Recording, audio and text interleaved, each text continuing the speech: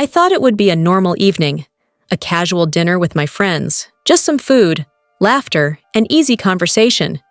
Nothing unusual, nothing frightening. But when the comet streaked across the sky, everything changed.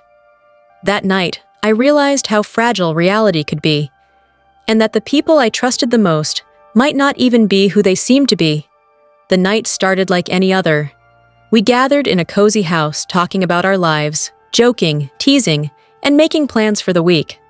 But there was something subtle in the air, a feeling that something wasn't quite right. Then the lights flickered, and our phones stopped working. At first, we laughed it off. Maybe just a coincidence, right?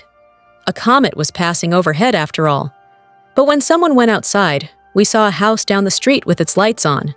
And inside, there were people, versions of us, moving, laughing, talking. It didn't make sense.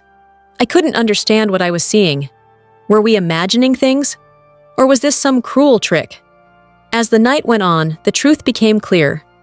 The comet hadn't just passed. It had fractured reality itself.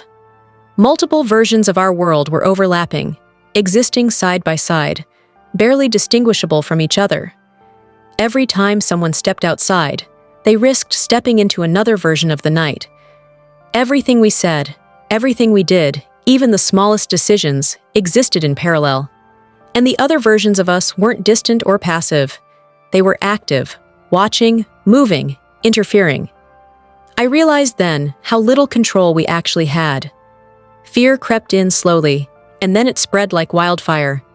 Friends who I had trusted suddenly seemed unpredictable, almost unrecognizable. Alliances shifted. Everyone wanted control, or at least a version of the night that worked in their favor. Paranoia became constant. Who could I trust? Could I trust myself? Logic was useless. The rules had changed. Every door might lead to the same house, or a slightly different one. Every conversation could be with someone I knew, or a stranger wearing their face. I felt trapped in a puzzle I couldn't solve, and every step seemed to make things more confusing, more dangerous. I wanted things to go back to normal, but there was no normal anymore. Every decision carried weight, not just in our house, but in countless other versions of the night. I watched friends and partners, people I cared about, turn against each other, not because they were cruel, but because survival instincts took over. I felt a cold emptiness, seeing familiar faces behave like strangers. In trying to find the best version of the night, we were losing what made us human: trust, empathy, connection. I realized that the universe wasn't just testing us, it was exposing our choices, our desires, and our fears.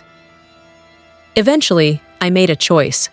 I left my house and stepped into another version of reality, hoping for a better outcome, a place where mistakes hadn't piled up, where chaos hadn't taken over. But it didn't solve anything. Shadows of my other selves and the consequences I tried to escape followed me. There was no perfect timeline, no flawless life waiting somewhere.